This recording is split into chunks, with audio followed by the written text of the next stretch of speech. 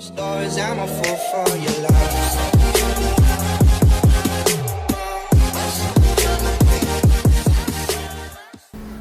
Go. Yeah, so welcome back to the podcast, ladies and gentlemen. We're here with Alex Manzi. Kabuda.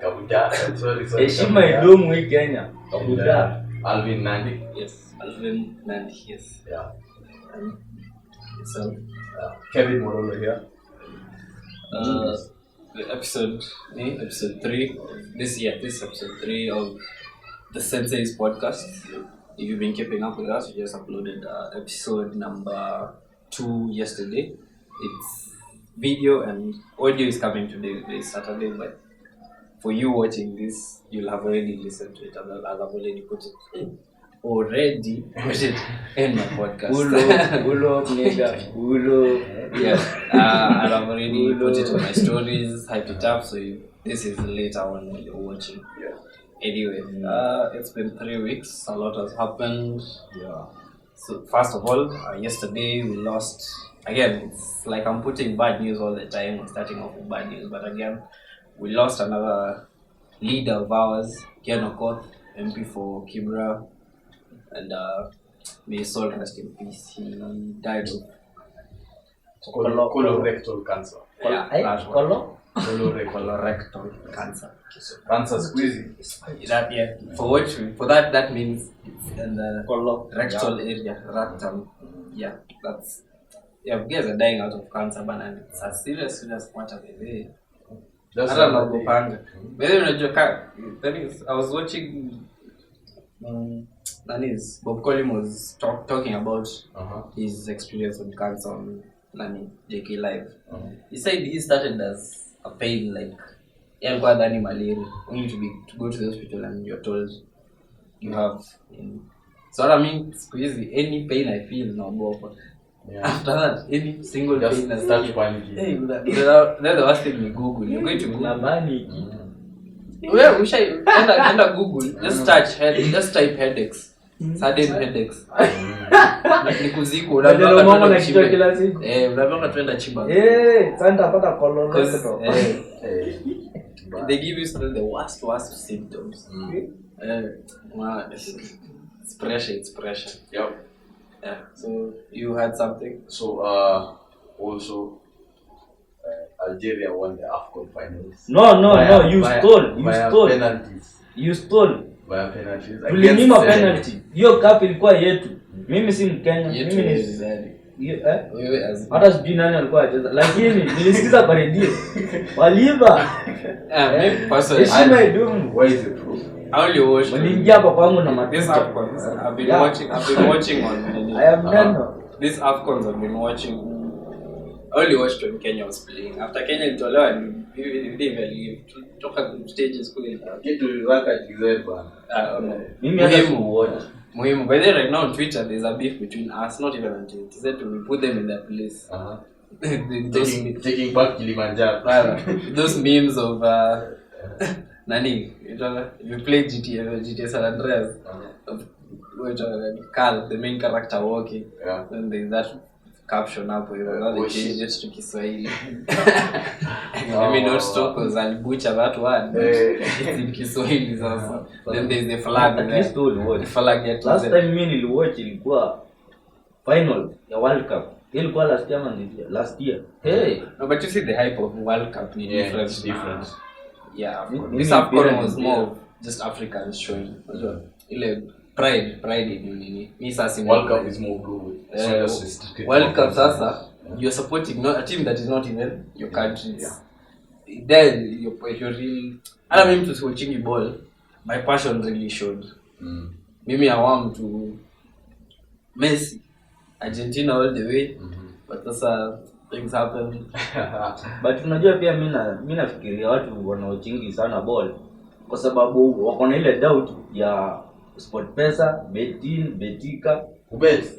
Inamaanisha uoje game analyze. Let me tell you as a better, as someone who bets. Wewe leo umetikia. Leo umetikia. I bet. And I'm not in denial. Last time you said After denial. naweza wacha kana naweza. I'm not in Nikitaka denial, naweza but let me wacha. tell you, it's so good to watch the games when you're betting. First of all, that's one of the top ways to get anxiety. And anxiety goes hand in hand with us. Me no. Kwanza Because it's happening right in front of you. Unaona like the goal that might cost you your money is going to be scored right in front of you. So it's better you just wait for the whole night. Games ishe, ulogin uangalie venye kulienda, ujue then. But watching as you lose your money or win. But what's up? Yeah, me now like I don't really get I don't that. bet, but okay, like just being a teenager my age, being in this country, you experience them. So me, my class is a friend of mine. Let's call him Owino. Owino is abroad, but it's actually his name, but it's called Owino. This guy, I've heard them talk. There are many of them. Like when we're discussing, I want to discuss football and how they bet, nani. Then they started talking about how wataka hivi just katikati usiku waamke just me I've had such an experience, but not because of ball, but just because I'm not where I want to be in life. So naamka tu na pressure ile start na stress. You hata leo even describe it as stress. So naamka because of that stress ile wanze tu kucheck, have they won, have they needed, or like you slept expecting a message from M-Pesa. Your congratulations. Yeah, that one. So you don't know what to see. Uamke you see a message from, but haijaonesha sasa kuna masimu zingine hazionyeshi the actual whatever. Yeah, true. So I've had that experience, but on a different. So me felt, and mine happens very rarely. Once in a while, let amka, wake up. I'm not where I want to be. Nini? Naanza kupata pressure. What will I do? Ile momentarily tu nianze. Kesho nitaamka nianze kusoma. The pressure on you to succeed. But after that, the following distractions. Napotee your topic. But now for you guys who bet, I imagine that thing is constant. Like we bet leo, so it's like in and out. Me mine happens once every 2-3 months. Tunakaza haga unataka. So imagine some to cow you at every weekend out. You see. Kila siku nakaza haga baba. Mimi naweza kaa bila kwenda choo nimeunga huko. I've done reps. Reps.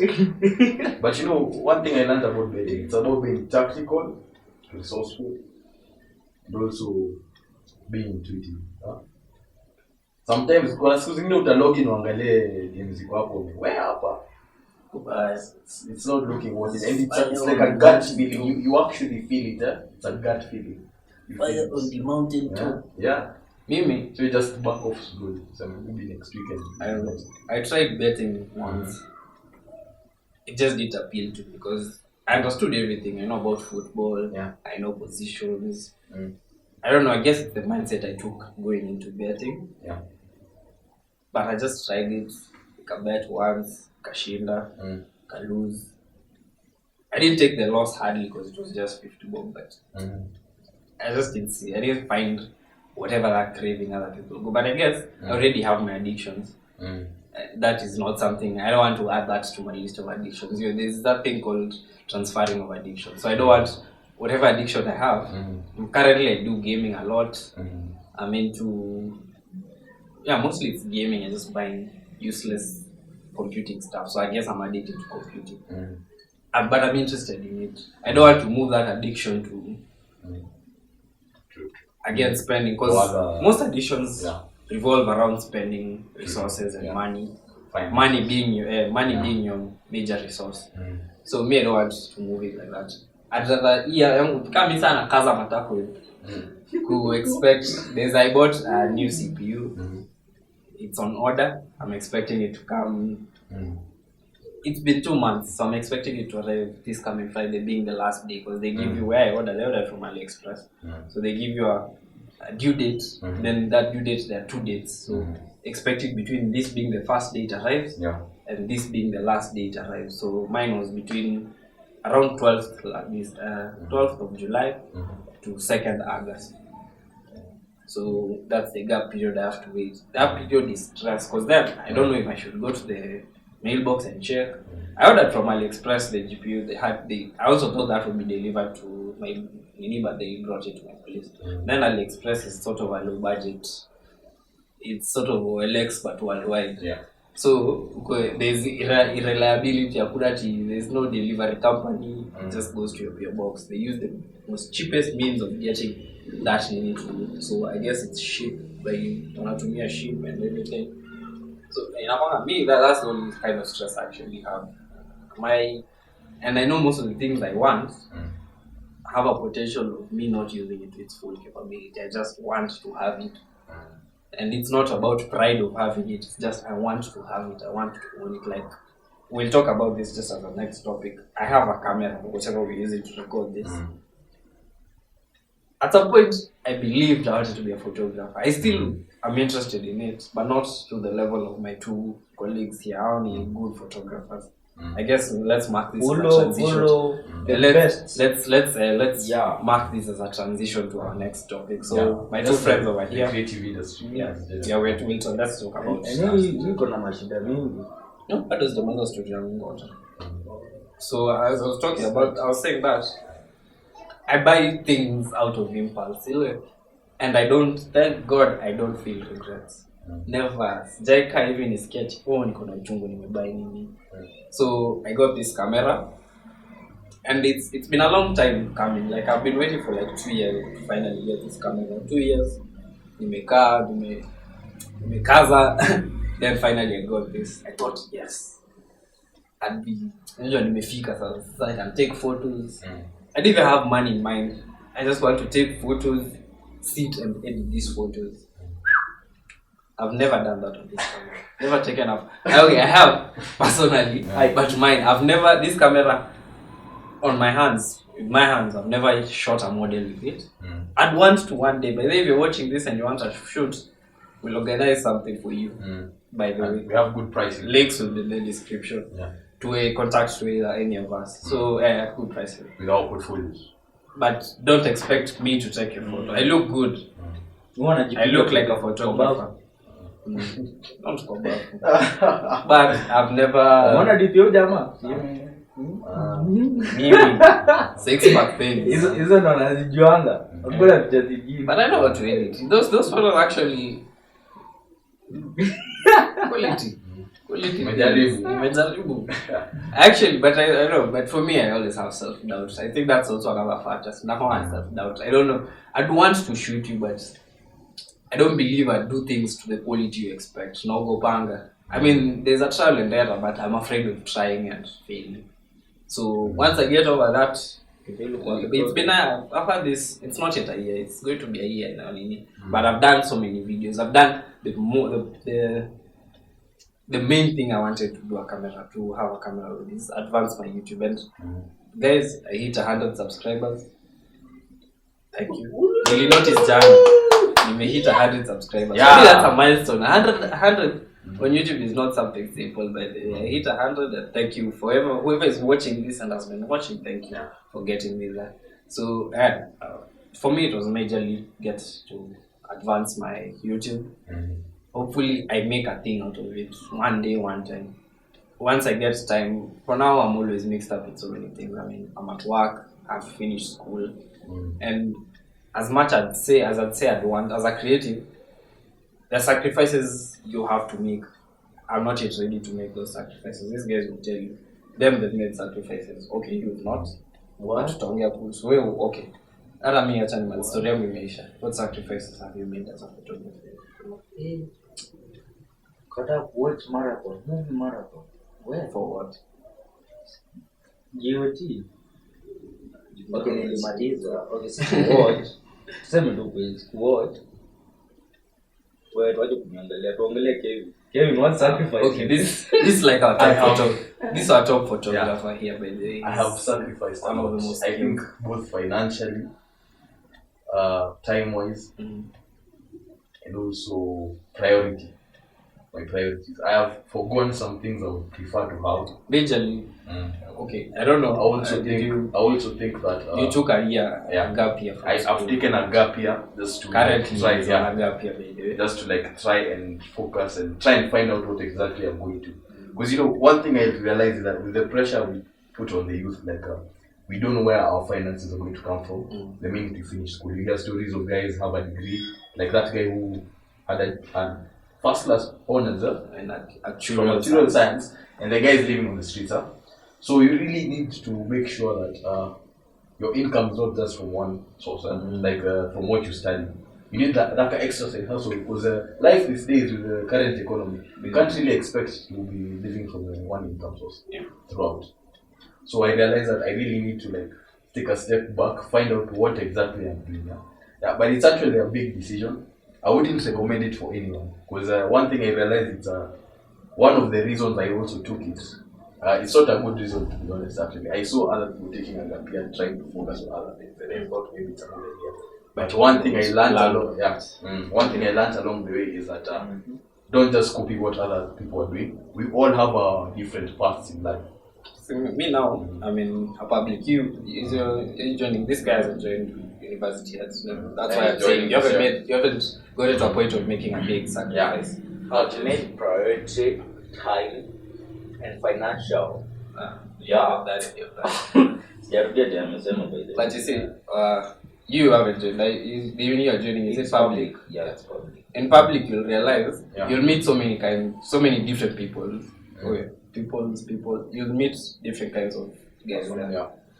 Me, I'm in a public uni. I'm in third year. So there's a period. There's a guy who dropped out when we were in first year. He dropped out to he was our class rep for a semester. After that first semester of first year, he just left school. But the guy has done so much in his life. I've always heard guys talking about him. He started his own shipping company. He ships clothes, things like that. But then, as we continue, guys have always just been dropping out. But then there's those ones again who did what you did. They take a gap. But us, I don't know our rules specifically on taking gap years. But the ones I know who've taken gap years didn't do anything within that gap year. For them, it was more party. No, none of them. But actually, not that they had a reasonable reason of leaving school, but most of them were on the lines of Amechoka. They just had pressure with the other. They just needed to ease out. So that for me, it's a reasonable reason. I was also tempted. Third year first semester. That period. There's a period. I just had 2 consecutive semesters continuously. So the guys that's now where guys actually just give up. Guys just decided this semester I'm not going to. So one of them was my friend, again, person X. So we were excited. Alikuwa na pesa ya fees, but he just at some point he just stopped coming to school. But this was before registration. This was before registration had ended. So as we thought, maybe I'll go after registration. Then after registration, the guy isn't coming to school. So I'm called. I know he lives in Ruiru, but we don't link up enough to justify patane na or anything. So tulimcall tu. Akasema, masomo bana. Imekuwa nzito. Si ati ameacha masomo, but the semester is just decided taking a break. He lives in Kisumu, but he's here. So he's been this whole semester he was around, so he just didn't do anything. He was being around. The money he got, he used it to sustain himself in that period. But his parents don't know. I think one of his parents does, but the mother, I think, who's more lenient to that situation. So me, as a creative, I haven't made any big sacrifices towards it, because it's not about viability or anything. Like our friend Wanjala, situations came about that he wasn't able to continue in school. But now I think, I don't know, I'm not in his view to see, but I think he believes, because he has a different type of character. We are not all the same. So his character allowed him to make much of the situation he was in. That's why he has his money, he has everything, because he's doing really well. But then that's not dependent on just why he left school. That's why he's in such a position. There's no way you leave school. Like everyone, we take a group of 10 people, they leave school. Not all of them will fall in the same category after that. Some will be able to come up by it will happen. Someone will find an opportunity. Another one, the opportunity will find them. They weren't looking for it, or maybe they were, but then the opportunity is what found them, not them who are looking for the opportunity. Then there are those ones who are dreamers, kuna plans ya kufanya vitu, this and that, but character, mimi I believe if I take a gap year size, well and good, but I might find something to do, but it will not be along the lines of me interacting with other people. It will mostly be me. I'm not afraid of interaction, but I'm not someone who will go out alone. Nianze kutafuta kwa barabara. I'm not a hustler. Mimi si hustler. Mimi sina hiyo communication skill ya ku hustle and make something out of from the ground up. Mimi from the ground up in terms of like a business or something. I'd start a business, but I wouldn't do joint work, community work. Mostly for me, I'll make something out of something substantial that is already there. I'll feast on something that is already there. An opportunity, let's say money-wise, nianze employment or something like that. But my character is just not for a social person. So that's a negative on my part. But then for you other guys, for you can. You're a social person. Yes. You can fall in the same category as Wanjala. But you sacrifice. For you, the sacrifices you can't make just because of true. There are so many factors into it. Sasa kaa wewe, you can be like Wanjala. Go around vituka hizo. But then does your parent allow such a thing to happen? Mimi story yangu ni ngumu. Tangu mimi niko mtu mdogo, babangu amekuwa kina cameras. Mostly tule digital kidogo. Hizo zilikuwa zinachua sisi. Zile kubwa za film ni zake, hatushiki.